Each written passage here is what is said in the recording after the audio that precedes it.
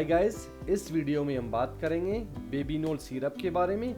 लेकिन इससे पहले अगर आप इस चैनल पे नए हो तो ज़रूर सब्सक्राइब करें और बेल आइकन को प्रेस करें ताकि हर वीडियो की नोटिफिकेशन आपको मिल सके। जो हमारे साथ सिरप है बेबीनोल।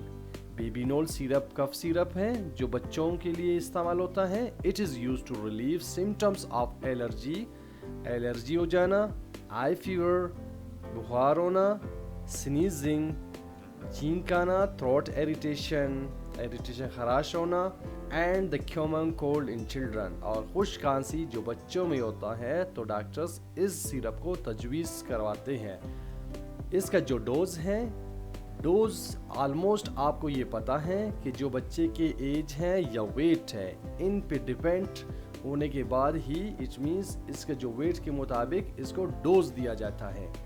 साइड इफ़ेक्ट्स हम देखेंगे, लेकिन साइड इफ़ेक्ट्स जितने भी हैं ये ऑल जो सिरप्स हमारे साथ है कफ, इनके साइड इफ़ेक्ट्स ज़्यादातर सेम होता है। हेडेक हो सकता है, dizziness, nausea, vomiting, blood vision etc, और जितने और भी साइड इफ़ेक्ट्स नॉर्मल है ये कफ सिरप्स में ज़्यादातर होता है। थैंक्स।